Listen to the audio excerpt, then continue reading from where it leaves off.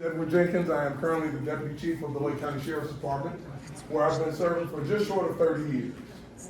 My permanent rank, I've made sergeant and lieutenant, but I was born and raised in the fantastic city of Gary, Indiana. I have a wife that I've been married to for almost 31 years. I have 4 children, 1 grandchild. Very proud of that.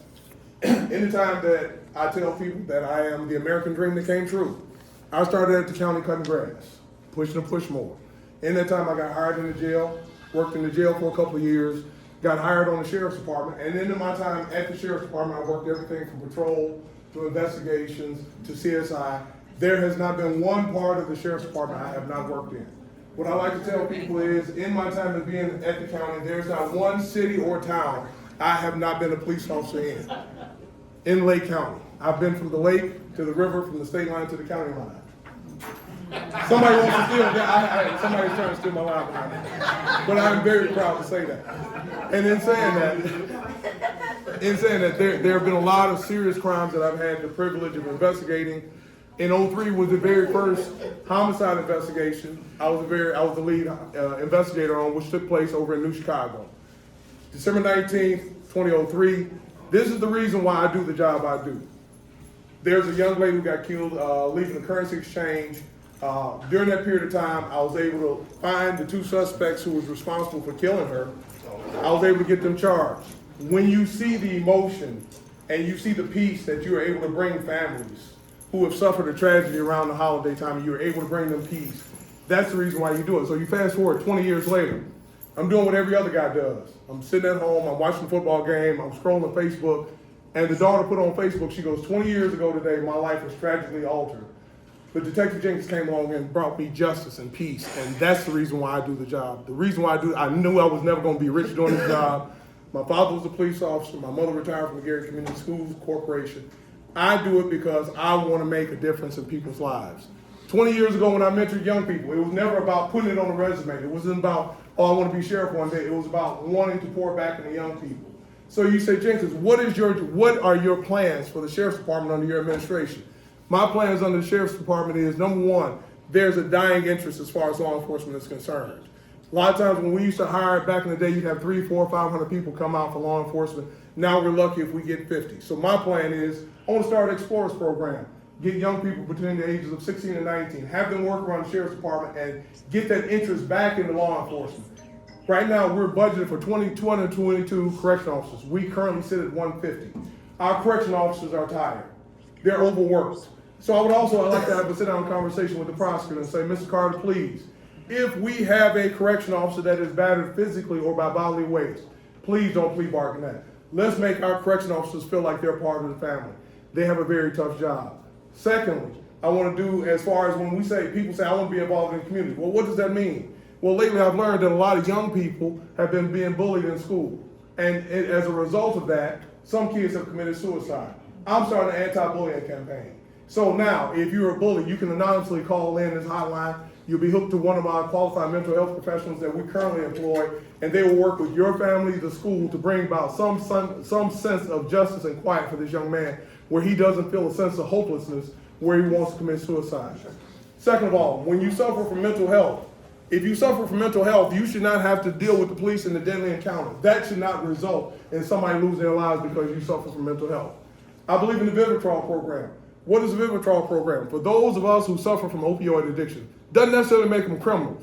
But if you take part in the Vivitrol program, you take a shot, if you have a relapse, it's a way of helping wean our citizens off of this opioid addiction, this fentanyl addiction, and making them productive citizens back in America again. For Lake County, making Lake County strong. These are the things I want to do. I want to make sure we unify. I want to work with everybody in Lake County. Nobody works for the sheriff's department. We all work together. 1 minute.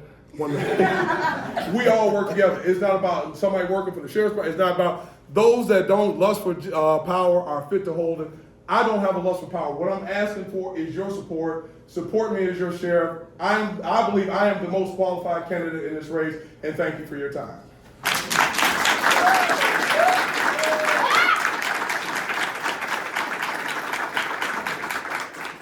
Also, ladies, and me most importantly, happy International Women's Day. Fast forward on the department here here I am. All right. So, I am showing you what we are, our work and what we do. I've been on the Sheriff's Department for 27 years. No desire to do it.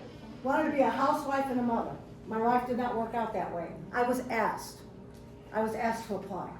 And once I applied, the sheriff said, now it's up to you. You gotta go to an academy, you gotta prove yourself. This is all I can do for you. And I said before, here I am again 27 years later. I've been in different areas in the department. I've been in patrol.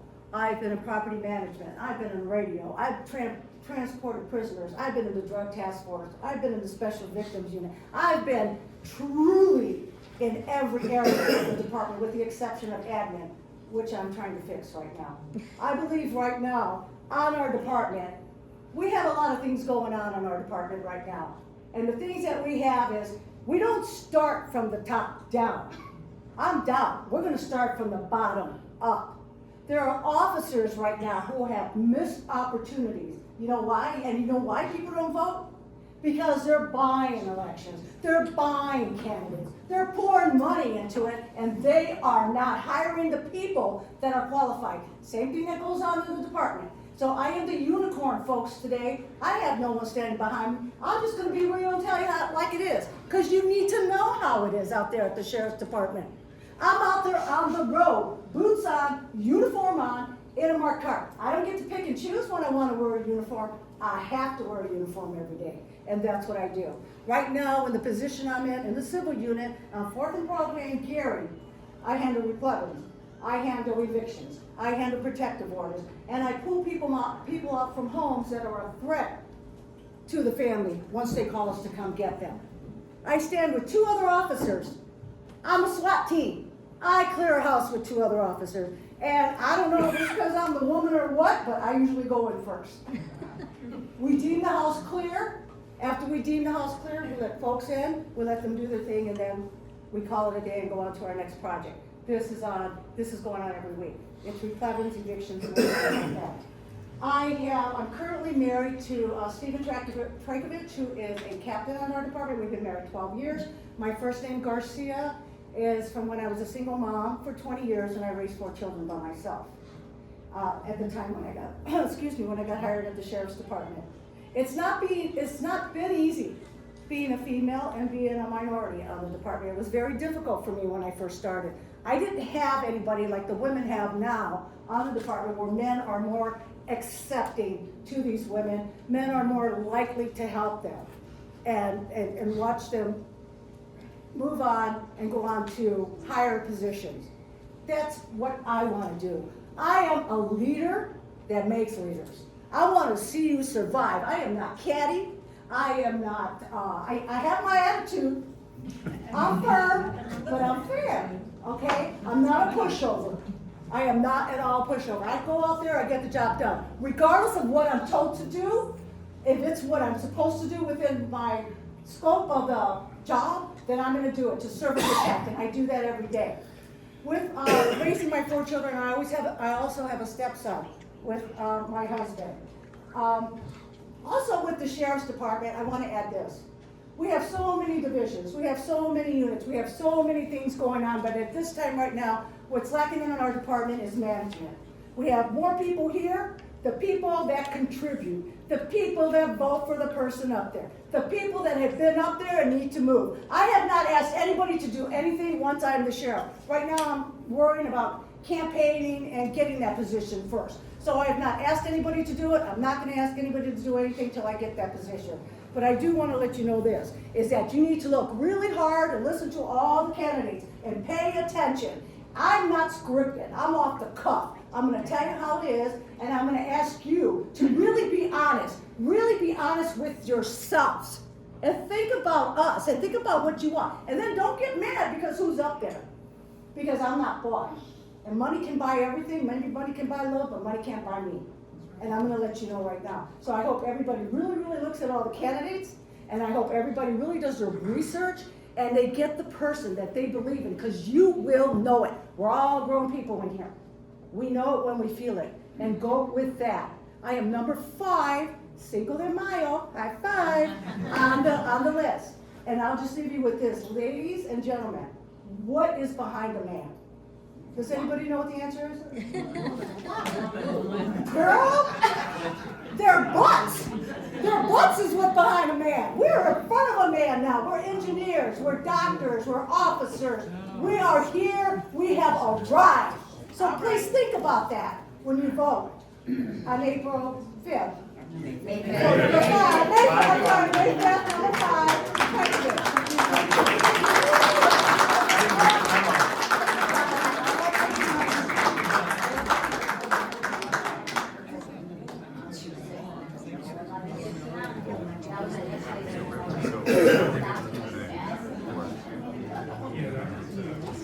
Are you guys ready? We're ready. Yes, sir.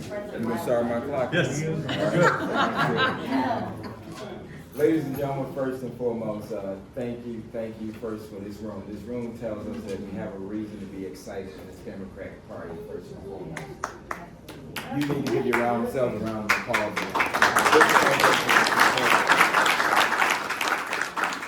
Again, my name is Jerry Williams, and I'm obviously sitting up here as a candidate for this Lake County Sheriff's seat. To all my other candidates up here, the distinguished folks that are up here, Jenkins, of course, is like a brother to me.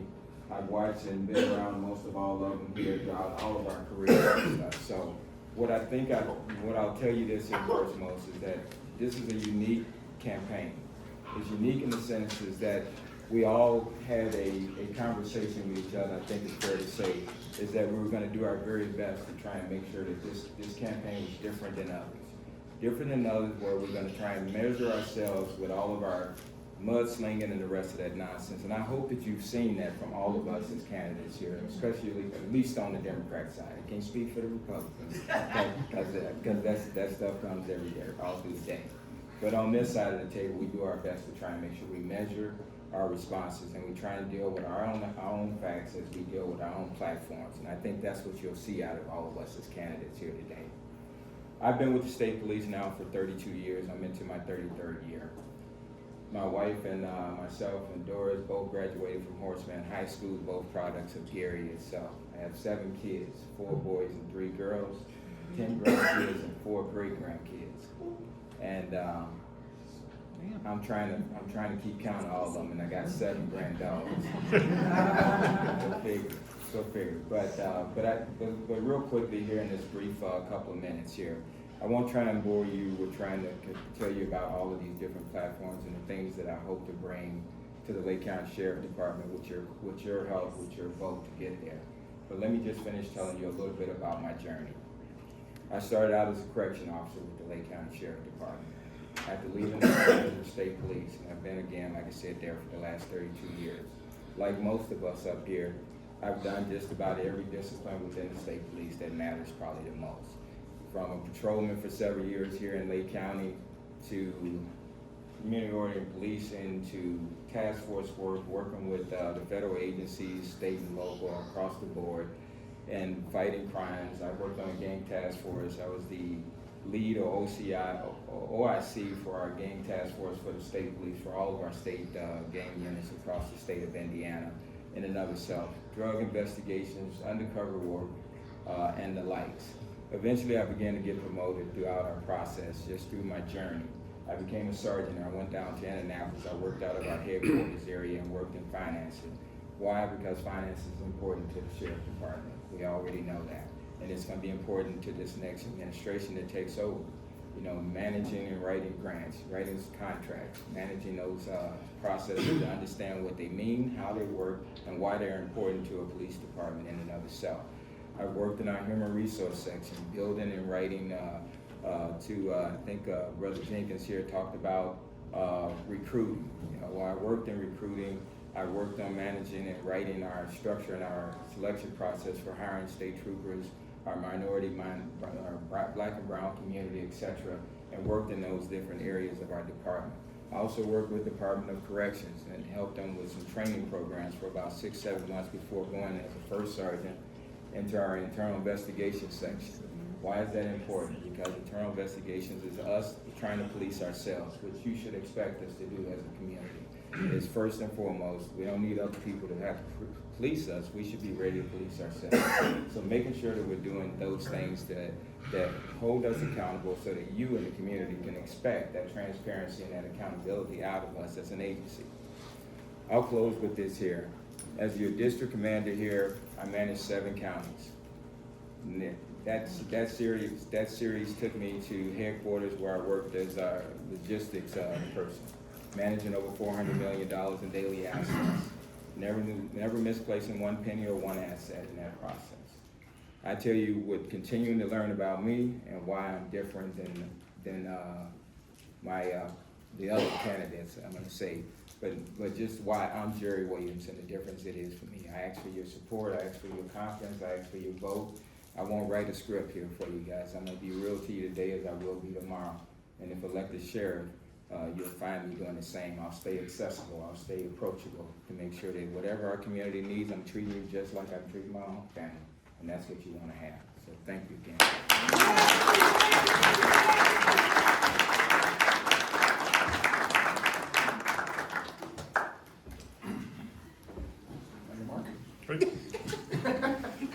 Hi everybody, my name is Jason Gore. A little bit about myself real quickly. I've been in law enforcement for 27 years. I'm married. The woman behind this man sits right back to my wife Tracy. We've been married almost 20 years. I have 2 sons and 3 grandchildren. As I said, I've been in law enforcement for 27 years. My journey began at Maryville Police Department. I worked there for 7.5 years. 4.5 of those I spent undercover with DEA. In 2004, I became a special agent with the Bureau of Alcohol, Tobacco, and Firearms, ATF, which is a federal agency, and all we worked is violent crime.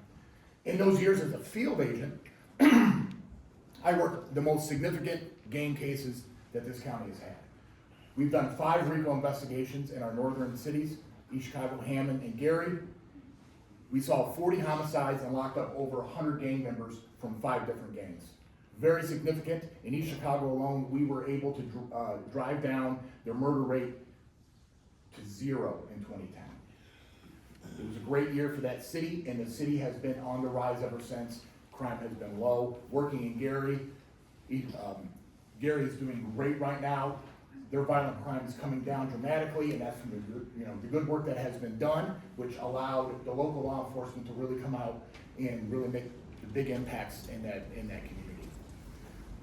Then I became the resident agent in charge of the Maryville Field Office. The Maryville Field Office for ATF covers 7 counties. I commanded the agents there. We worked mostly violent crime cases, undercover cases, informant cases. Operationally, we would do between 150 to 175 operations throughout our area of operation, but mostly in Lake County, mostly for doing buy bus, arrest warrants, search warrants, etc. All high risk drug and gun offenders. And then I became the assistant special agent in charge of the Chicago Field Division. That meant under my command was all of northern Indiana, all of central Illinois, and all of northern Illinois. It was a huge job. It was a huge job for me. I commanded 7 groups and all of the intel groups. I was responsible for Chicago's portion of ATF's $1.63 billion budget. And it capped off with me where I was the on-scene commander for the DNC in 2024 in Chicago, which gratefully with the work of a whole lot of people went off without a hitch. So we're very, very happy. That is my career in a nutshell. So what am I going to do as your next sheriff?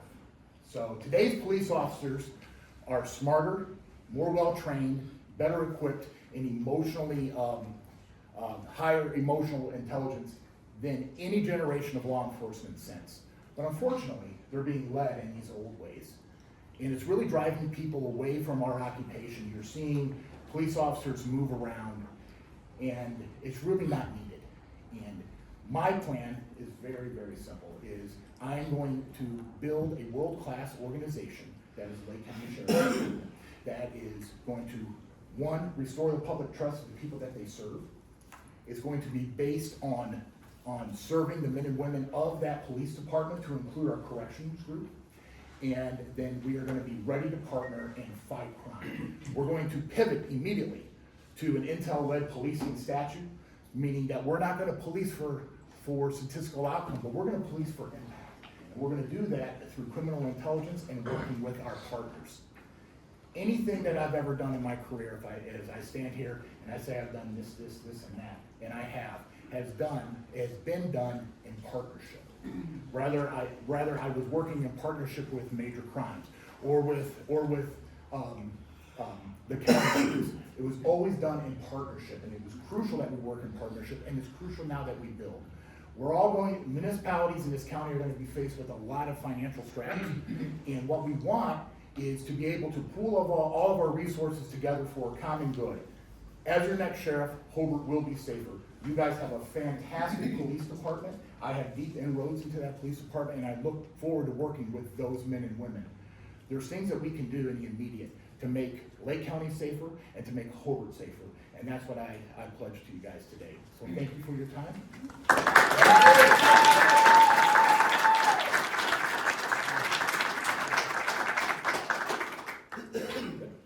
All right. Good afternoon, everybody. I'm Stephen Flores, Chief of Police in St. John, obviously candidate for Lake County Sheriff.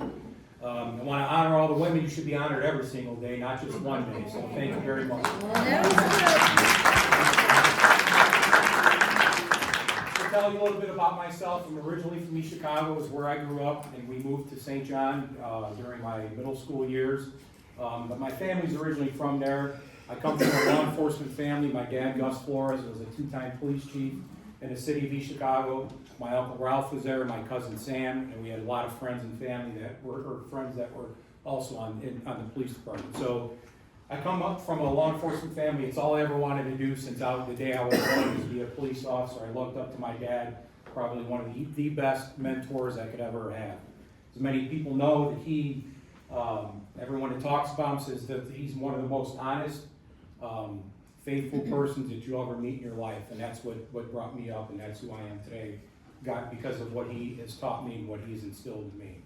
So I appreciate everything he's done. God rest his soul. So, like I said, I grew up in East Chicago. I'm married. I have 3 daughters, a daughter of my own, 2 stepdaughters, 2 grandchildren, and a puppy. So, so I've been on a police department now for 25 years. I've been the chief the last 7 in St. John. Some of the things that I've done, I've been a patrol officer, canine handler, detective.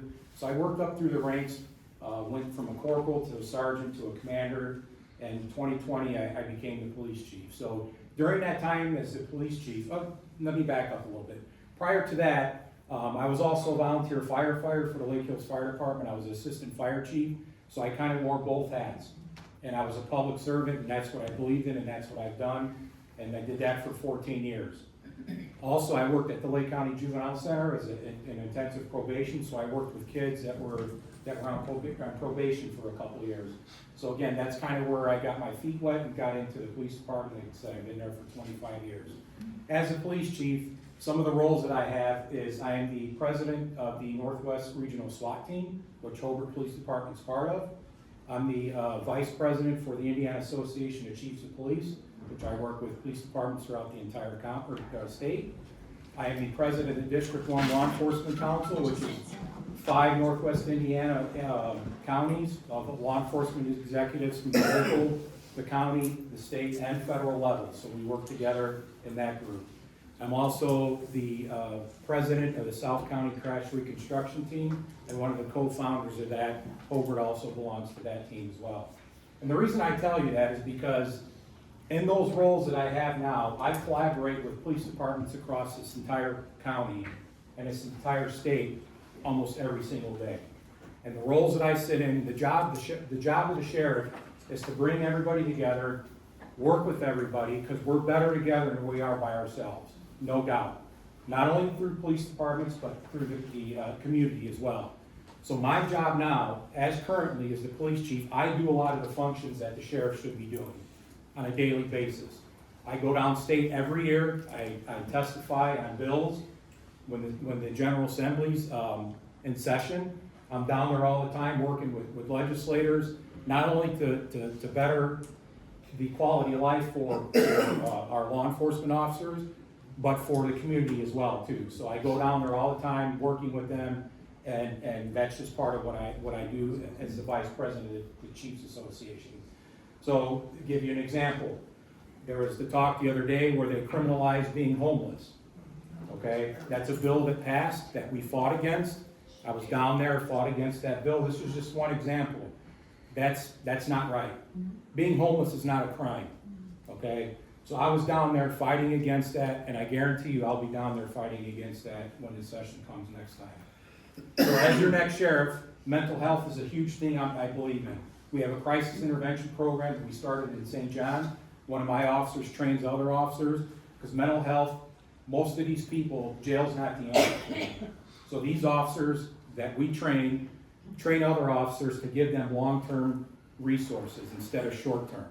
So that's something I'm big in. Community outreach, we're gonna host town hall meetings, we're gonna have youth programs, we are gonna have a kids camp. So those are just a couple different things that I plan on doing as your next sheriff. But again, right now, currently, I do a lot of the job and a lot of the work that the sheriff should be doing. I have the relationships built already, so day one I can hit the ground running. I don't need to waste time establishing those relationships, because I already have them. I'm already doing that work across this entire state, not just locally or throughout the county. So again, I have a lot of information on the handouts we had, but again, I would appreciate your support and your vote coming this May primary. So thank you very much, I appreciate it.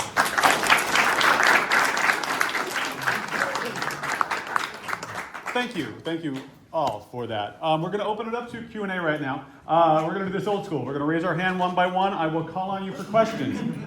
Please keep it respectful for all of our candidates. I know we have 5 of you up here. I know some of these questions are going to be bigger questions. If we can keep those answers to maybe 30 to 60 seconds, because there are 5 of you, we want to make sure we get through all the questions. If there's a question that they don't fully dive into that you want to know more of, please find them after, and I'm sure that they will be happy to go into everything for you. David, you head up first. Yeah, thank you. David German, candidate for 3rd District County Council. I'm also the president of Haven House.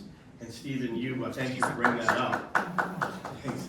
And we deal with victims of domestic violence and homeless. The new law that is coming down, I love the other candidates.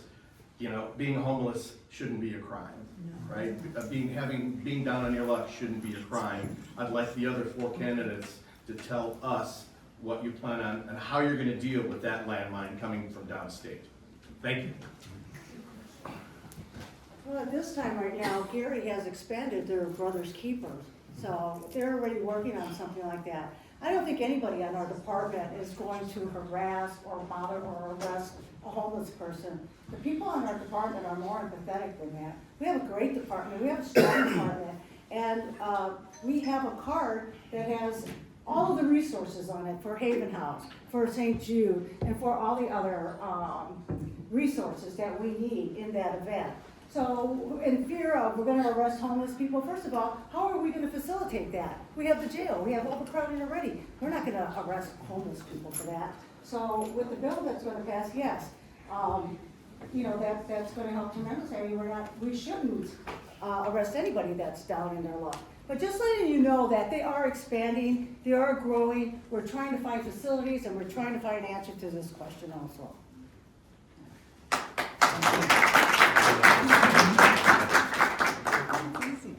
So a lot of times when we have people that are released from Lake County Jail, they don't have a place to go. We've actually had incidents where people have been trying to sleep or stay in the jail. Our officers are already instructed to attempt to find some form of shelter, some form of home for them. So our officers already work towards that. Could we do better? Absolutely. But we are all about not criminalizing them, but making sure we work with the community to find them adequate shelter and place to stay.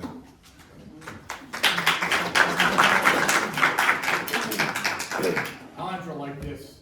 Being homeless is not a crime, and we cannot arrest our way out of this situation. It is our responsibility in law enforcement, but also all of the communities, is to try to find some kind of help for these folks and bring them back into the fold. Because really, that's really what we want. If they need mental health help, let's get it for them. If they have a problem with drugs and alcohol, let's get them some help. We should be focusing on getting services to our homeless population to get them back on their feet so that they become vibrant citizens in our county. That's what we need to be focusing on, and we are not going to arrest our way out of this problem.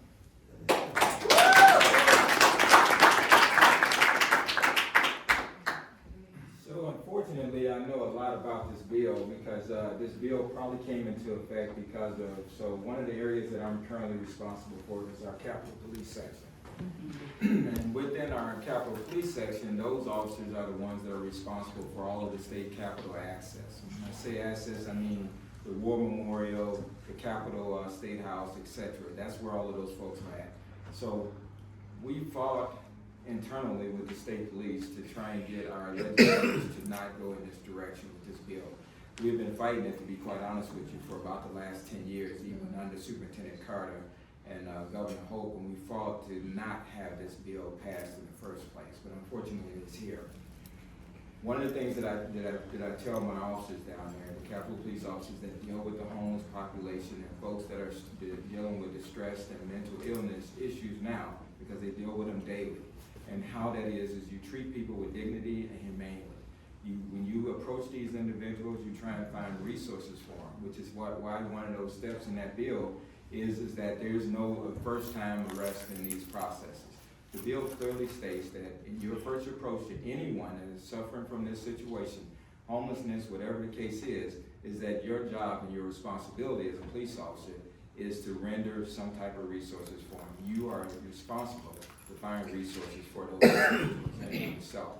It also has a second phase to it, which says that if you come in contact with an individual a second time, they have to meet certain requirements. They have to be within 300-yard radius of the first incident or the first contact you had with them, etc. The goal here is that my officers will tell you, and what I've been preaching to those officers that work with me down there at the Capitol, is this here. We treat people with dignity and respect. That is a non-negotiable situation for us. You treat people with dignity and respect. We partner with Indianapolis Police Department and other mental health professionals, as well as churches in the area, to help make sure that we balance this bill and work around it as much as we can and get people the help and the resources that they need in and of itself. And we'll do no different than here. I worked when I was with the Gary Police Department and worked with the administration there to create a path forward to address issues like this, because we felt even 3 years ago that this bill that they have been trying to get in there would eventually make it through, depending on the administration. We have a much more conservative group in place right now, and that's the reason why we have this bill in the first place, because those folks that are putting this bill in place don't care. They walk around our folks in these homeless situations and they look at them as trash. We can't allow that to happen, and I won't allow that to happen in my heart. Thank you.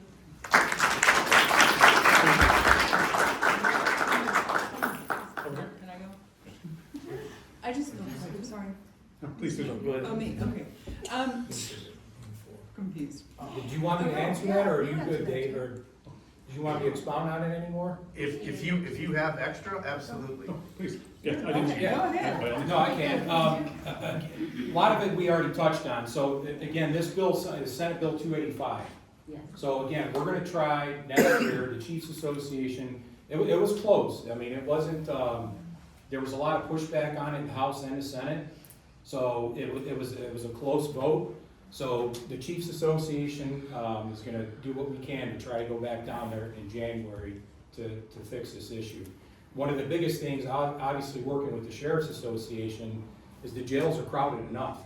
And if you start arresting these folks and putting them in the jail, that's gonna cost us, the taxpayers, more money, which we know we're already, the jail's full enough as it is.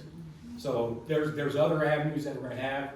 I encourage you to make sure that you reach out to your legislators across the entire state to let them know that this is just one bill. There are several others out there that we've worked on.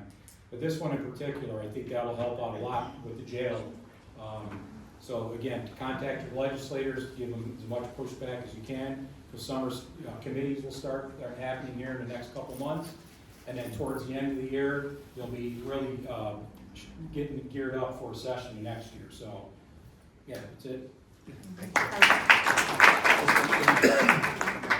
Okay, mine's really simple, actually. Well, actually, there's a few. But it can be answered by just by one person. So, what is the homeless situation, the percentage of homeless people in Lake County? And how do you treat them now? Where do you put them? What do you do? How do you process that? And the third question is, I'm not really, personally, I don't exactly know what the sheriff's department, do you guys, are you in charge of the police forces in Lake County? Do you, how does that work? So, nobody knows what the sheriff's department does, and you know what, when I come out, I usually say that, because it's not a bad question. I don't We know what oversee to the do. jail, we oversee the department and the courts. That's what the sheriff's department does. Now, we have all these different divisions, we have air, we have water, we have patrol, we have the drug task force, we have all of that. But in reference to homeless, we gotta think about this also. A lot of people don't wanna be at home, and they're homeless, and I know that sounds weird, but it's true. They've either don't wanna go back home because they're suffering with some type of mental illness or drugs or something, they don't wanna go back to the family doesn't want them in the house. So to say, oh, we got all these homeless people walking around like the Walking Dead, we do not. No, I Okay, understand and stuff like that. I No, I understand, but I just wanted to make that clear to everybody. Because yes, it's a problem, but there's a lot of problems going on in Lake County right now, that we need to address. In reference to, yes, we're trying to facilitate, we're trying to also I'd like to get our officers mentally, checked. As we make sure that they're physically checked, their uniforms are in check, we wanna make sure their minds are in check. So that way when they're out there and they encounter a homeless, and they encounter somebody out there, they will know right away. We never have enough training with that. In reference to the jail, it's absolutely 100%. The strain we're gonna put on the correction officers. And not only that, again, if it's mental illness, if it's somebody who just does not wanna go home, we have to do a little research. We're just not gonna throw them against the car and say you're arrested because you don't have a home. We won't do that. So, I think that was the other question, and in reference, like, again, back to the sheriff's department. That's, we are solely responsible for unincorporated Lake County. That's what we are responsible for. And we're in Gary, because Gary opens up their arms and wants us there to help them. We don't go to Hammond unless Hammond calls us. We don't go to East Chicago unless East Chicago calls us. Unless we have some kind of blitz, unless we have some kind of grant going on, something like that, then we're all over the map trying to arrest for no seatbelts, try to arrest for DUIs and cell phones and things like that. But we don't run amok everywhere, we're not supposed to. At any rate, I hope that answered. Sort of. Yeah. I still don't really know what the percentage is in homeless population in Lake County, and I Yeah. still don't know what currently is done with homeless people. And I'm not exactly sure, so the sheriff's department works with the police departments? The sheriff's department works with all municipalities throughout Lake County. Okay. We and work with assist them. everyone. Okay, so you assist them in Yes, and there's drug-related many issues. task force, many resources, Okay. yes. Got it. So with that, And so can anyone answer the percentage of the homeless? percentage, people? I don't know what the It varies. homeless It rate. varies? It varies from Varies city to city. from city to city? So And- one huge count, Okay, so, and maybe say, let's say Lake County, and what is the process right now for, say, I don't know, someone in Hammond, you find a homeless person in Hammond, what do you do with them right now? well, again, we're not in Hammond. well, what Here in county are you McDermott, in? what do you do when you find a homeless person in Hammond? My name is Benita, and I work with Grace Beyond Borders, which is a homeless shelter. To answer your question, homelessness it's up. I don't know the Yeah. number. But when people have a problem, they work together. Haven House, Grace Beyond Borders, St. Jude. We have a hard time finding places for people. They have to be assessed, because you just can't have a person coming in off the street into a facility. They have mental issues. They have COVID. So it is hard to get them help. I get this every week, especially when it's cold. People are calling me, Benita, so-and-so they're in the library all day. They need help. Small baby and pregnant. Yeah. So homelessness is a problem. It didn't just happen today. It probably won't stop tomorrow. But together, we can make a difference. And I also want to say this, as it relates to homelessness and the people being arrested, it's because Senator Randolph is my brother-in-law. He called me. He was so upset. If we don't vote the right people in, that's what happens. So we have to vote the right people in. So that's why this is so important. It's not about who you like or who has the most popular. This is about who has the heart for the job and who you believe is a praying person. You gotta get the right people in this place.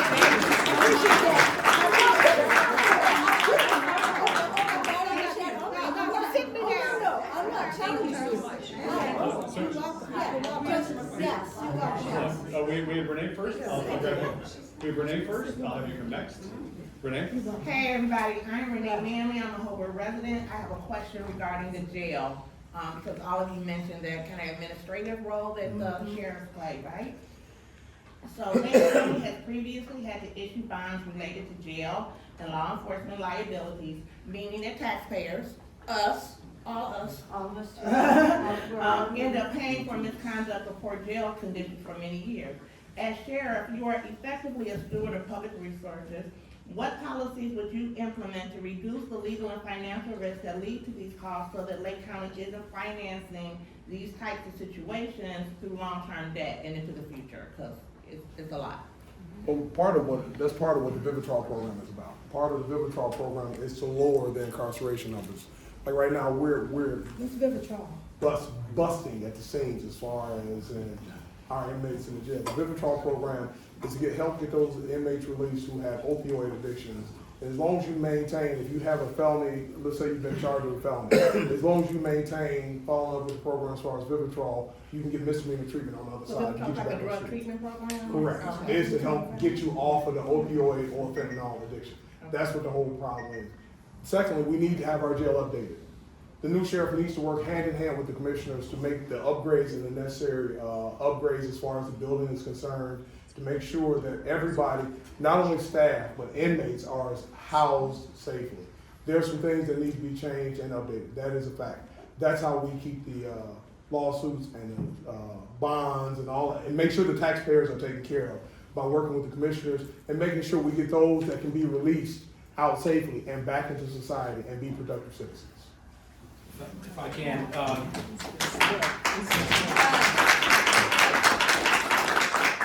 well, we all know that the conditions in the jail obviously could always improve. That's not just a Lake County problem. That's a problem across this entire country, okay?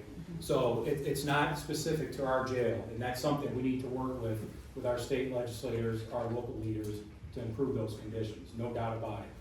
It's gonna take time to get in there and see exactly what we're dealing with, because there are improvements need to be done. I'll tell you this, there's a lot of inmates that are in that jail that are waiting to be transferred to the Department of Corrections. So basically, they're being held in our jail, waiting to go to prison. So this is another thing that the Sheriff's Association downstate is trying to fight for with the Chiefs Association's help. We've been down there trying to get them to pay more per inmate. So right now, it costs anywhere from $55 to $125 to house an inmate in a jail, okay, roughly, depending on their staff. A day, correct, a day, depending on if their medical needs, their conditions, whatever, so on and so forth. The state of Indiana was giving the jails $37 a day for each of those inmates. So do the math. So every single day, you're losing money on those inmates that are waiting to be transferred to DOC, which is costing us and the taxpayers money, which we can't use that money to improve the jail because it's getting dished out. It recently got raised to 44, but again, the Sheriff's Association is trying to get that raised to at least like 50 or 52. So we're down there working on that, trying to get that cost up, so that way we can have extra dollars to improve the conditions in the jail. So those are just some of the things that we're working on. And next session, which it's a budget session, we're gonna be on there fighting for that, trying to improve those conditions. You know, with the Lake County Jail right now, what's happened to the jails, they just quit caring about it. Nobody walks through it, nobody checks it, nobody does anything with the Lake County Jail. With the jail right now at this time, I will have you know this. They are being transported, they are being moved, they are being sent to the DOC, they are being sent, and I know that firsthand because I transport prisoners also for overtime.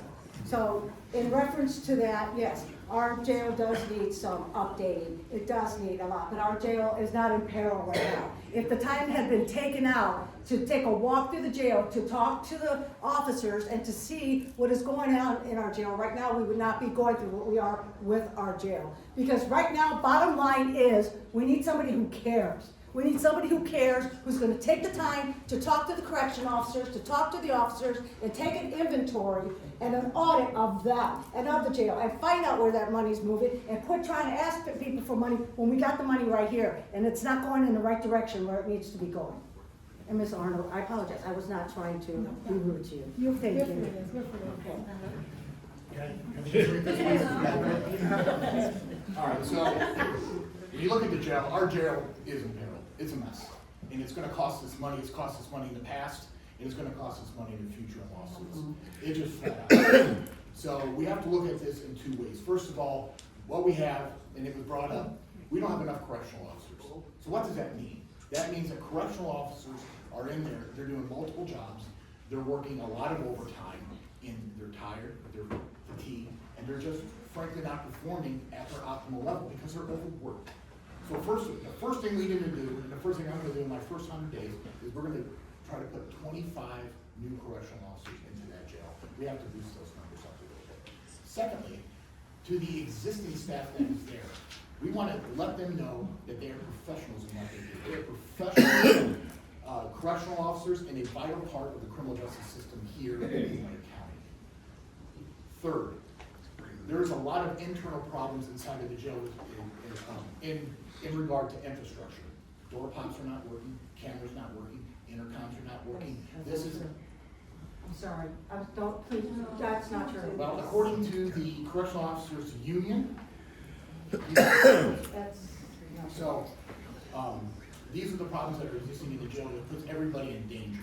So we need to work on those things. And then the last thing, one thing that I'm gonna do is I'm gonna start an advisory board that's gonna have correctional officers, law enforcement, the courts, defense attorneys, and I want an advisory board so we get the words from the people that work in that jail and utilize that jail daily.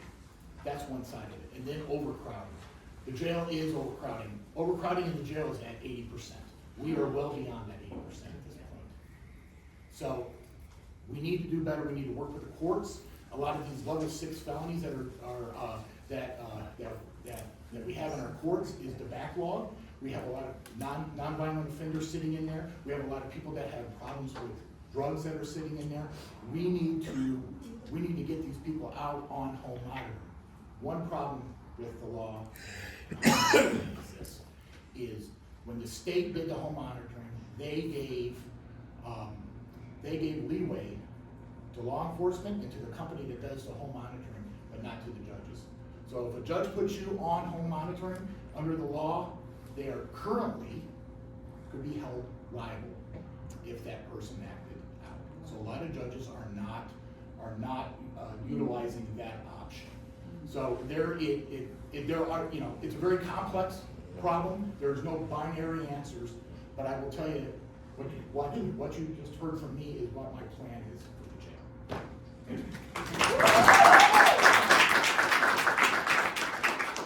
Mr. Williams, did you want to add anything? You know, I know the mayor's in there, but I'll just keep this very brief on because all of the candidates have already kind of touched on many different aspects of this.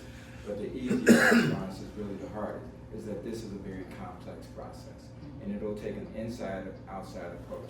Internally, we gotta internalize this whole process, make adjustments within the jail systems in and of itself, address the recruiting issues, etc. Work with our courts, work with our prosecutors, work with our community-based organizations to help address this. It is truly gonna have to be a holistic, complex approach to really fix this in and of itself. And then when you get to that point, then we're gonna all be rich and millionaires. I work with the Justice Department out in Tulsa, Oklahoma, and we addressed almost your very question. We spent 4 days with subject matter experts, prosecutors, chiefs of police, sheriffs, all across the country. They sat in the room for 4 days trying to answer one of those questions that we had today. For the next round of questions, Eddie, we'll start with you and let's go around the table so we're not all randomly standing up. So we'll make sure we go around in order this time. Yes, you're So my name is Erica Castillo. I'm a councilwoman in the city of Lake Station. I was elected there in 2016 till currently I'm in that position. I'm running for Lake County Council District 3, but I do know as far as budgeting, in the next year, 2027 and 3 years further, we will be getting less money for LOIT, which pays for our chief of police, and it was our assistant chief of police, got arrested since he just passed away. So I've been working with our police department to restructure because our police department is the lowest paid in the area, so that we can help them because of course they're overworked. But in the next coming years, we're also losing, SEA one is taking money away from your first responders, so your ambulance and your fire. The station was going to create a fire territory with Hobart, Lake Station, and New Chicago, but now Hobart does not need us because they have the data center. So we're trying to all work together to solve the problems of how we're going to pay for our officers. What are your ideas? Because those will be the officers underneath you in Hobart and Lake Station that are losing that money. Your question is, one more time. Low-it money.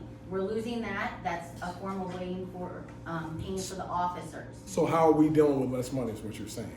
Basically, or is there, why would the state take that money away when they know we need our officers? When you're saying you wanna put 25 more officers in, the sheriff department, the money is gonna be taken away from our chief of police in our cities alone right here. And we're gonna have to use our general fund to prop it up. Are there other ways? Does the state think that they're going to bring this money about, how we're losing it? Like the fire stations, they are our warming areas, and our city halls are our warming areas for our homeless, just like our libraries, the public buildings are. So, what are your ideas? You're asking why are they taking, I have no idea why the state decided to do what they did. Now, as, say that, Your camera. Oh, I'm sorry. Close. I'm sorry. Your head's closed. I'm sorry. I just wanted you to know. right. I'm sorry. That's a simple answer. It's super majority, they don't care. That's the truth. But now that being said, it is imperative that whoever is in charge of the sheriff's department maintains a solid budget. The other week, we heard people say, oh, I would cut this, I would cut that. Well, when you're part of the sheriff's department, we have 3 budgets that we maintain. Right. Animal control, the jail, the animal control, the jail, and the police department. So how do you control it? So when people say cut, how do you do that when you have to work with 17 different municipalities? Maybe this municipality reach out to you and say, hey, Sheriff, can you send some officers over here? But those officers have to be paid. Hey, we have a dog here. We have a no-kill shelter, which we will maintain a no-kill shelter. Now that dog has to be treated. You have people in the jail. You have inmates who have to be transported. So what we have to do is just make sure we maintain a solid budget, do what we have to do. But the truth of the matter is what it is. It's a super majority. That's the reason why the money is being taken. But as far as under my administration, we will maintain a solid budget, and we will support all 17 municipalities in Lake County and make sure the sheriff's department is the shining star in the state. Thank you.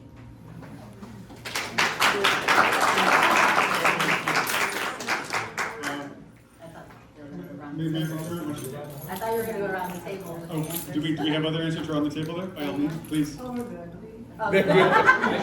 ahead, Gloria.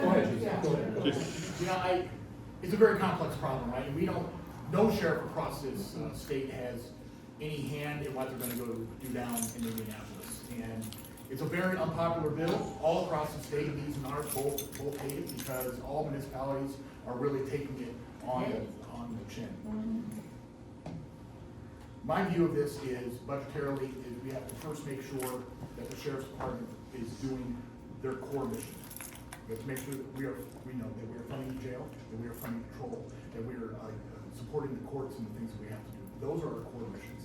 And then as budgets begin to shrink, then we need to start looking at stronger partnerships, making sure that we're being the force multiplier in places where we can be at, that we're using criminal intelligence to lead our actions, so to make sure that we're being as efficient as possible. And then, of course, that we're always partnering with all of our brothers and sisters in law enforcement, both, state, federal, and local, to execute what our plan is. Thank you. So it's not a very clear-cut answer, it's not very easy. I know. That's my point. Thank you. All right, Senate Bill 1, my favorite. So, again, working downstate, I worked on this bill for hours with police chiefs and sheriffs across the entire state of Indiana. When this all came out, I drafted a letter to our legislators downstate, the Speaker of the House and the Speaker of the Senate, the 2 leaders. As it was stated, the supermajority doesn't care. Okay, they don't. Not only the Chiefs Association, the Sheriff's Association, but the state police were all down there trying to get them to turn this bill around because police departments are in fear of having to lay police officers off across this entire state. You get a police department that has 3 or 4 officers, what is that going to do to that department? It's going to kill it. okay? So we drafted a letter, sent it downstate in opposition to this bill, obviously it passed. However, we are working to change that. I don't know what we're gonna do yet, I mean, there's plans in place that we're working with all those organizations, but we have something that we've presented this to the legislators across the entire state of Indiana and talked to them about this. I mean, we've had police chiefs from, almost every single police chief in this county signed that letter, from Gary to Hammond, East Chicago to Lowell to Munster, Griffith, you name it. We were down there, signed this letter and sent it down throughout Northwest Indiana, Michigan City, Chesterton. So we are working on this, and hopefully we can make a difference come January, the session, because it's affecting all of us. I don't care what community you're from, we're all gonna get hit by it. And we all have to stand up again, contact your legislators, and be heard. Be heard with us while we're down there. That's all fine and good, okay? We're going down, we're passing these bills and in, downstate. Why don't we talk about what's going on in Lake County? Why aren't we talking about why there's no money? Because there's vacations, because there's supervisors who's working overtime when they can do things during the week like we do. Because there are consultants to consultants that were never there before that are there now.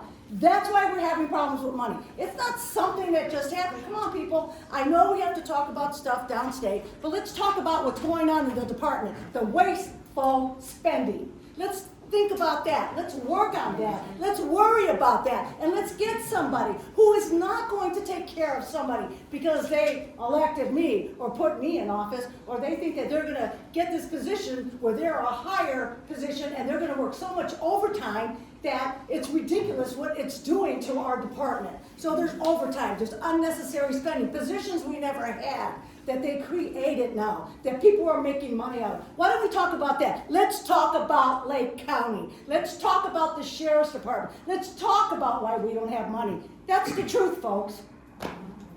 I promise, since I'm going last, I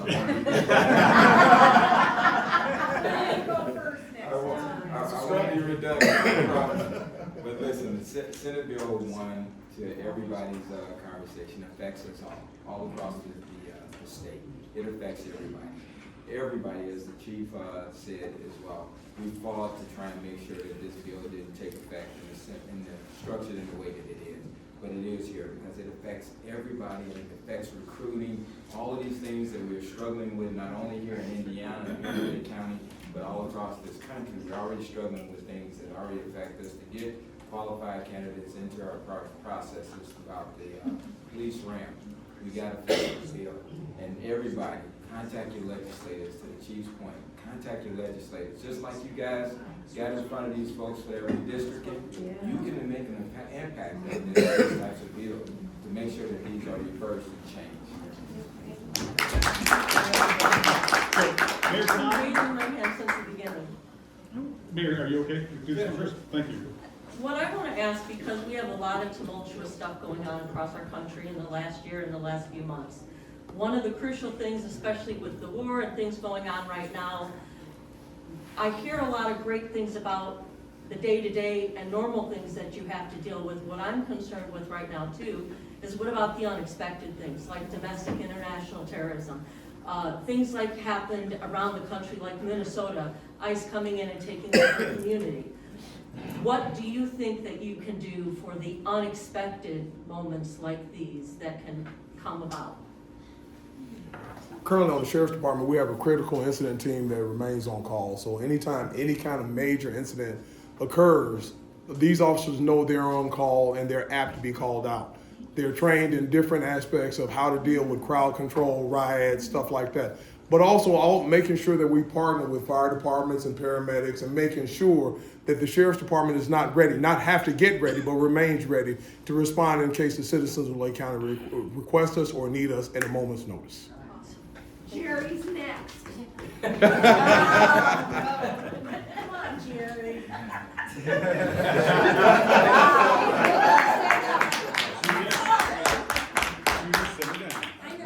I love them all, and I don't even know who I'm voting for. He doesn't stand up, he has to stand up. Look, I just ain't that fast on my feet. That was the day it was. But let me see if I can try and answer your question for you. This is what I would offer to you, is that you take all of this stuff that everybody's talking about right now. Collaboration is gonna be the key. Making sure that all of these stakeholders from all aspects, I don't care if it's state, local, the cities, municipalities, whether it's Homeland Security, HIDA, I don't care who it is. All these folks have to be at the table. And that's how you strategize and make sure that you have productive, proactive plans in place before that situation occurs, to your point. You touched on this ICE and used that as an example of this process, and what do you do? You know, there's some bills that I'm sure the chief could speak to as well, that where now the governor has signed bills that says, you know, the police agencies have to cooperate in a certain fashion, over and above what's already been in place. We already do that. I don't think there's nobody up here who's gonna tell you that we don't all try and intentionally cooperate with all other agencies. That's what we do. We can't survive without it. We have to be able to work together in that respect. How you protect your community, how we should be trying to protect our community from something similar to what we're seeing, and I'm calling this is probably as damning as it gets for us, in my opinion, ladies and gentlemen. And when I tell you this here is that when these ICE agents come into our community, this is not police work. You know, we train, law enforcement trains on de-escalation. Our job is not to resort to deadly force as our first tactic.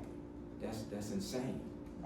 Listen, 61 years ago today was the day of Blake Sunday in Alabama. Many of you guys are tracking on that. The only difference today than it was 61 years ago is 61 years ago they used fire hoses and biting dogs on us. Today, they're using bullet guns, spray, and mace on us. Yeah. And when these people, I'm trying to clean my language up, when these people leave from the tactics, I'm referring to the tactics, all of us want our borders to be safe. We all do. We'll take all the criminals off the street. That's the easy way to do that. But when the dust settles and we're left to clean this up, it's local law enforcement that's got to try and put our communities back together again. Rebuild those trusses. Ladies and gentlemen, I dealt with this very firsthand, right on the front lines during the George Floyd era of this process. And then we tried to spend our time rebuilding our communities again, bridging those gaps again. We will find ourselves trying to do that again as soon as this is over with and the dust settles. And hopefully when we all get out and vote and exercise our power to get these folks out of office so that we can fix this going forward. Yes. What we do is that we just make sure that we do work with FEMA and with the other agencies. And I'm gonna get up, I'm gonna answer every question that they ask, so just give me a second. I know, you know, you can see the back, it's okay. But at any rate, with that, listen, with what's going on is we do have the incident team that goes out. Can't tell you the last time that we trained for it. We only train once a year. So I would make sure that there's training for that all the time. And if somebody sits here and says that, yes, we have it, yes, we do. But are we training on it? Are we training hard on it? Because what we need to do is to make sure that the vulnerable, the elderly, the people that are ill, that are homebound, to make some kind of connection with them to make sure they're safe. Our schools, the steel mill, the hospitals, everything like that. The officers have to make sure that they maintain extra patrol when a disaster, or we have the warning or the threat of a disaster coming to us. That's what we need to do. And as he said, sit at the table with all these agencies and municipalities to make sure that we are all together on the same page and we are reaching these people. And when the officers are out, which they work many, many extra jobs, that we know where they are at all times also. And that's how we deal with that problem, is open communication and information, getting it out there and making sure that they get that.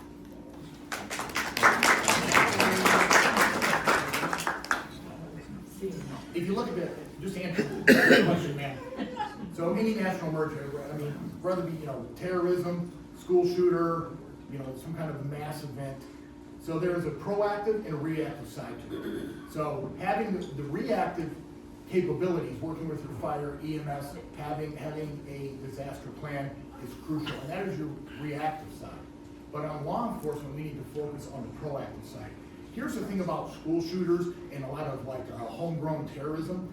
They leave breadcrumbs in their across their process. In other words, they're on social media, they're kind of self-identifying, they're writing manifestos, they're doing all of these things to kind of say, hey, I have this idea in my head and I'm going to act out. If you look at this, if you look at all of the mass shootings and all of the school shootings, they're all the same.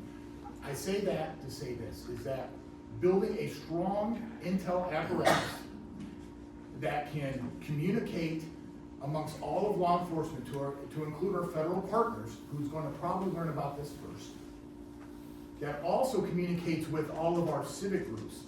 So, you know, when a young man or a young lady talks out in school about, you know, self-harm or harming other people, we find out about it. We can take that intel, work together, and try to, you know, come up with some kind of action that could prevent or stop a really bad event. So we can all plan and train to react to a problem. That's frankly the easy part. Doing the proactive side of it and trying to actually identify these people and interact with them beforehand, that's where the hard work happens. Wait, can I say one thing?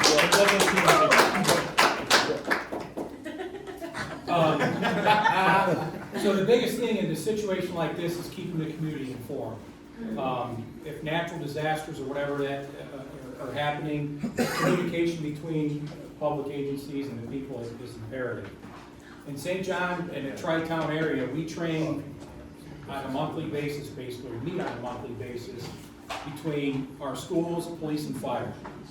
Me being a firefighter and have 14 years of experience, a lot of the police, my administration in St. John, they're required to go through NIMS training, which is National Incident Management System. So if you have that kind of a situation, you know how to deal with it, you know how to request resources, whether it's local, state, or federal. So that training's important to get that for your officers and for everybody that's involved. And being there with those other agencies and working in conjunction with the fire departments is important. Between the two of the entities, working with the community is what we do all the time. And we're gonna do that and continue to do that and train with the fire departments like we currently do now in St. John to make sure that we stay on top of it and make sure we keep our people informed. I'm one of those chiefs that I don't lead from behind a desk. I still suit up, I still go out there, I still stop cars, I still take reports. I go to crash scenes, I make arrests, you know. I haven't been doing much lately because I've been busy with this, but 2 o'clock in the morning, the SWAT team gets called out, I'm out there. I go out with them. So I work firsthand with the officers, firsthand, I'm out there in the community, because I think for me, as a leader, being out there in the streets with our officers and interacting with the people gives me a better idea of what I need to do and gives me a better understanding to make better decisions, not only for the police department, but for you people. So I think with leading that way and being out there in the community and seeing what the temperature is, I can keep you more informed. And I promise that I'm gonna do that when I'm the sheriff. Let me add one little thing. To give you some kind of solace, we do have a real-time crime center and we do have cameras where we partner with the different schools and the different agencies to ensure that people are safe. We also have analysts who constantly watch social media to see what the chat is going on. In the likelihood something happens, we're prepared for it. So I do want to give you that peace of mind that the Sheriff's Department, and that will increase, and we will do better. But we do have analysts that constantly watch social media in the likelihood somebody communicates a threat or something's being said. Steve, I'm gonna start with you, and then we'll go around the table this way. So Stephen will start, we'll go around this way. Right, Tom? Thank you. There's 70 people in this room, and I bet you there are 70 different opinions about how well or how poorly the Sheriff's Department's being run right now. And luckily enough, we don't have to tell anybody how we feel about it. We're just gonna go vote, okay? I'm interested in how you guys feel about what's going on with the Lake County Sheriff's Office right now, and if it's gonna be a total reboot, or if you're gonna continue on the legacy of Sheriff Oscar Martinez. That's my question. That's an easy one. So yes, just like when I started as a chief of police in St. John, we brought in new ideas, fresh ideas, new people, and we went in a different direction. And the morale for the St. John Police Department has been the best it's ever been in the history that I've been there the last 25 years. And I promise you that I will do that in the Sheriff's Department. There's a lot of stuff that's been going on. But the question was, I'm getting there. Correct. Okay, I'm getting there.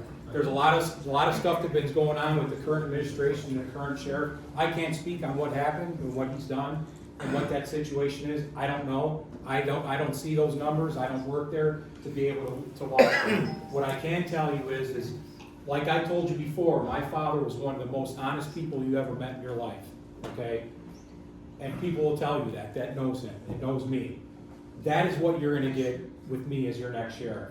I'm not gonna play, you're not gonna see my name in the paper or anything else that's going on. That's not who I am. That's not what I'm about.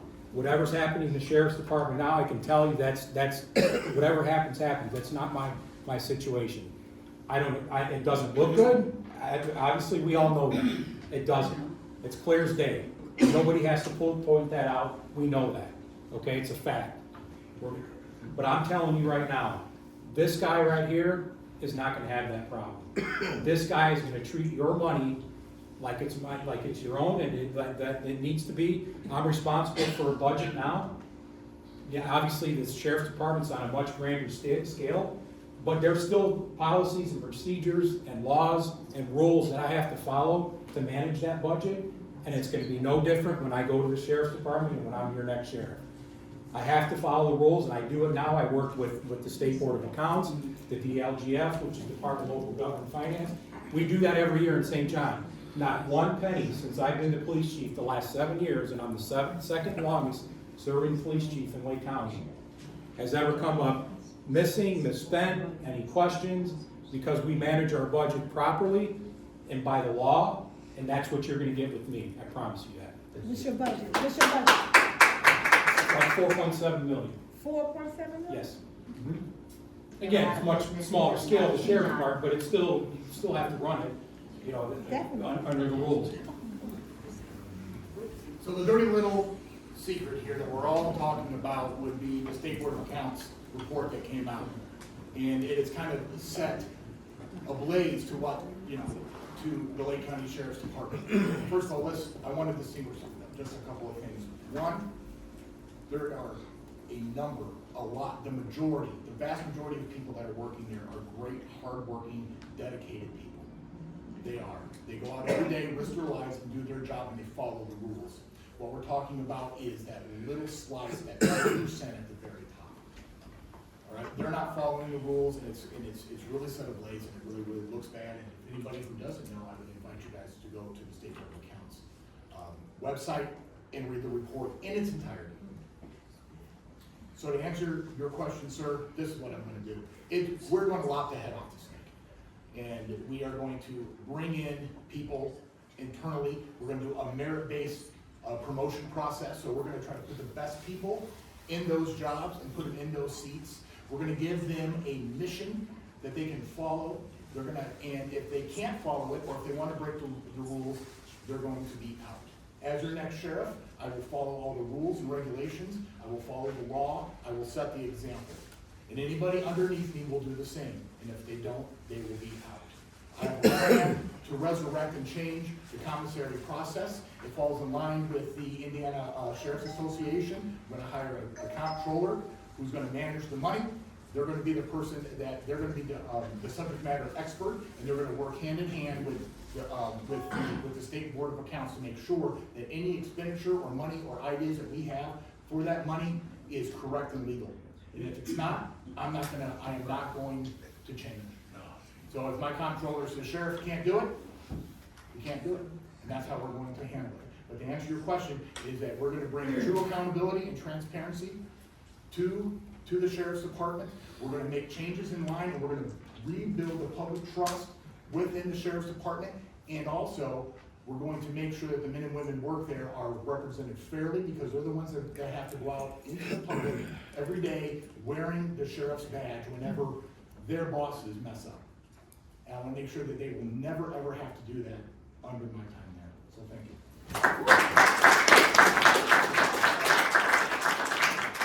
First off, thank you for putting some structure here. Thank you. Mayor, excellent question. It's the elephant in the room. Let's just face it. I'm going to answer your question most directly as I can, if I can. To reboot is what I would do. Reboot. I did that even when I went to the Gary Police Department. It wasn't a popular thing, but it was the right thing to do.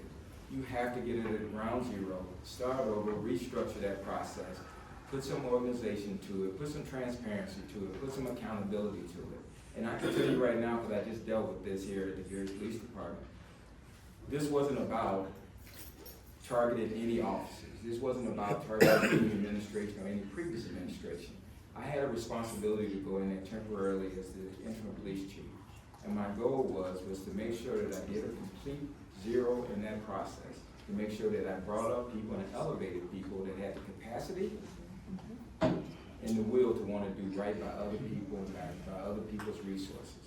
At the end of the day, we're responsible to the taxpayers of our particular areas, whether it be the county, whether it be the state, whatever the case may be. Now, I've never had to do a reboot with the state police, but I've not been the superintendent. But I've been a part of an administration that has done that. We did a complete reboot. We restarted the whole agency in and of itself. Why? It wasn't to point blames at nobody else. At the end of the day, we needed fresh ideas, we needed new blood, we needed people in there that would be committed to your philosophy as the leader of that agency. At the end of the day, you will hold me responsible, leading by example, setting the example that when I go out there and I'm charged with representing you as the Lake County Sheriff, that I can do that with dignity for myself, for my family, and for you as a community at the end of the day. That's what it'll take. Thank you. I told you I was gonna be the unicorn in the room, and I am. Mayor, with all respect, that's a candidate that you were supporting, that you put in office. And this isn't the first incident that he's had. He had an incident before that, and I hate to say it because that's our sheriff, that's who represents Lake County. But those are the people that we put in office. I have almost 3 decades on the department. That should show you how I've shined, working through every single division that I've worked with, without some mistakes, because none of us are perfect, but I succeeded. I led and I made leaders. That's what I did. My threshold is too high. I have grandbabies, I have children, I have my husband, and I have you, the community, that I respect, that I would not embarrass or my family or myself in doing something. There is not anything worth in this world to make myself or my family or you to look bad. I'm strictly taking this position to make sure that that doesn't happen. I am the only candidate up here that has been doing this for a decade now. Why? Because I saw that this was going to happen. But no, this was a person, I worked with this person, I saw what was happening. I went up for the caucus, not one vote. Then, when I ran, I remember somebody telling me, man, I wish that I wasn't representing him, because I sure would take on you. They didn't this time, they took on another candidate, and that's fine, because I don't have anybody like that behind me, and this is why we get in trouble. If you look to see who is behind you, take a good look, like I said before, and you will find out, because it follows that way, and through history, that's what it's been. I hate to say it, it needs a woman's touch. I have not had any problems criminally, at work, or anything like that. I've had severe injuries where I could have really gone on disability and sued the department, as one Republican candidate did, but I didn't. You know what I did? I put my boot back on and I went back to work, went through rehabilitation, and here I go again. I had a surgery that Peyton Manning, I think he's a football player, Peyton Manning had the same identical surgery. Although I'm not gonna know when they're gonna come tackle me like he does. But I will tell you this, I am honest, I am humble, and I won't let any BS happen on this department during my watch. I care, folks, I care. And that's the problem. Nobody cares. And I just want to share that with you, that this is not something that's going to happen and go away. It's going to happen again. It's going to happen again.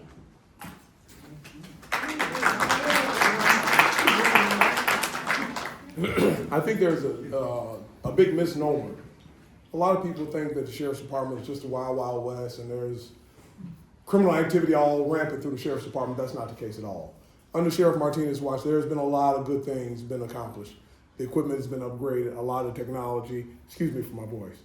There's been a lot of good things being done. Now, that being said, as the sheriff, there are some things I would do differently.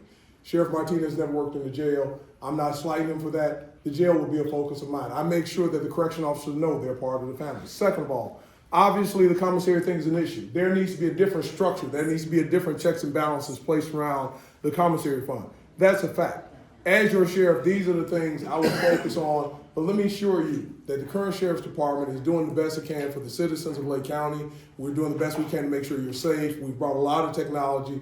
The men and the women are being taken care of. Please don't fall into this thing that the sheriff's department is just this wild open and people are just doing. That's not the case at all. But as your sheriff, those things that I see that are not being taken care of, I'll assure you that I will take care of. Thank you.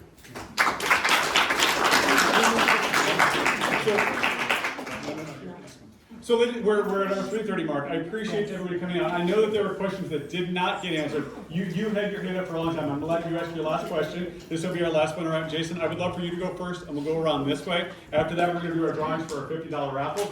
If anybody does have questions that we did not have the time to ask, please see our candidates after this. I'm sure you're gonna hang around and ask or answer any questions that people have. But please, you had a question in the back. Yes. Yes, my name is Craig Brooks. I've been involved with local politics for about 15 years.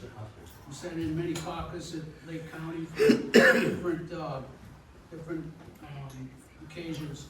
My question is how would you handle the red flag law, commonly known as the Jason Laird law, enacted in 2005?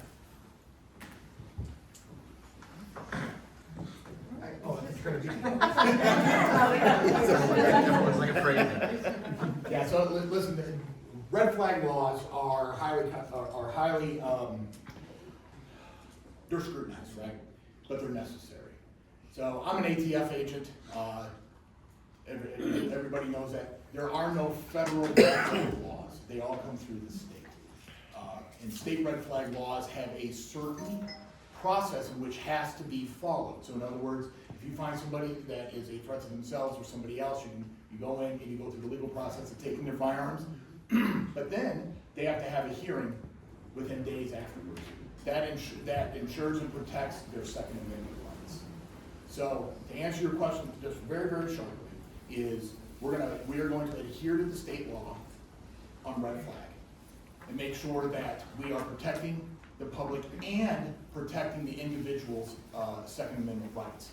It's a fine line, but it's a fine line I have walked my entire career as an ATF agent, and, in protecting the public and protecting Second Amendment rights. So Thank you. Young man, I agree with Jason on that. The bottom line is that we will follow the letter of the law with that process. Obviously, that was put in place for obvious reasons, particularly with all of the mass shootings and incidents we've had in our school systems, et cetera, et cetera. I dealt with this a little bit down in Indianapolis, sitting on our firearms board when we do hearings for people holding firearms licenses, et cetera, et cetera. So I understand it has a place. It is a very thin line, but it is to protect everybody involved, not only our community, but those individuals internally as well within that family structure, et cetera. Again, so the shortest answer is that I'll follow those rules of that law.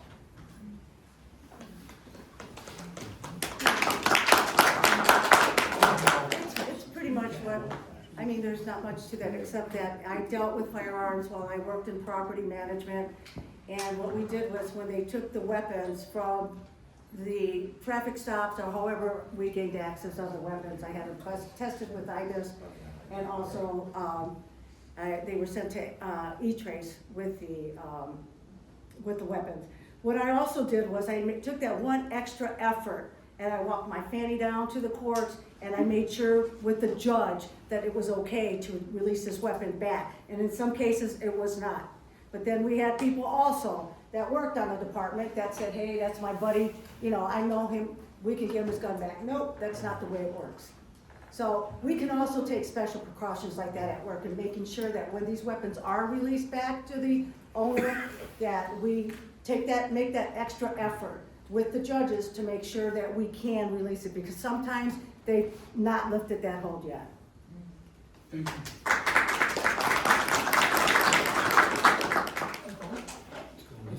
You want this way?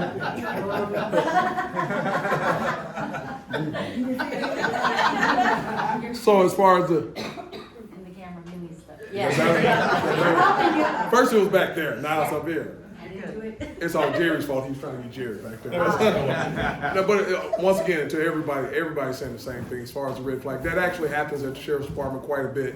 We encounter situations where somebody's either feeling threatened or somebody's feeling that somebody's mentally unstable. But we will go through the proper process. We will not violate anybody's Second Amendment. We will not violate anybody's rights or whatever. But we'll make sure we follow due process and make sure that those things are honored, but also too to make sure everybody's safe, to make sure that whomever has it, if they've been deemed to be unsafe or a threat to society, that those guns are taken in a legal way and in a proper way. But we'll make sure it's done right and make sure we don't violate anybody's Second Amendment rights. Steve.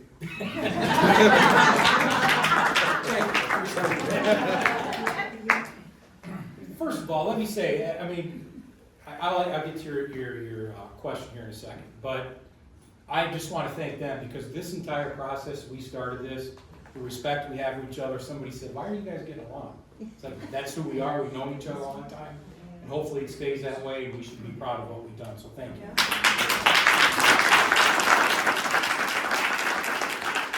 To answer your question, we deal with this a lot in St. John. And I'll give you one case in general, and specifically. A lot of these red flag laws has to do with domestic violence situations, okay? We have to protect the victims of domestic violence. I'm all for Second Amendment rights and people's rights to own firearms, 100%. We gotta protect that. But we also have to protect the victims of domestic violence. We had a case in St. John where a gentleman, we took his firearms away, the judge took them away and gave them, released them to a relative, and ended up getting them back. Without our knowledge, but the relative gave him a firearm. That's a problem. So we have to work with our prosecutor's office and our judges to make sure those things are not happening. Again, I am 100% protecting people's Second Amendment rights, but when we have stuff like that happening, that's an issue, and that violates trust of the victims of these domestic violence situations. And how does that look on us and the justice system? If you're a victim of domestic violence and now the person who just committed that against you has their firearm back, that's an issue. So again, 100% behind Second Amendment, but we got to make sure that we're doing our homework, not only on law enforcement side, but with the prosecutor's office and the judges, that they're holding their own and doing what they can to protect these people as well. And it's not just domestic violence cases; it's other cases as well too. You know, it's somebody has some kind of a mental illness or whatever the case may be. But we all have to work together to make sure that we keep everyone protected, and that way we follow the rules on both sides of the opinion. Thank you.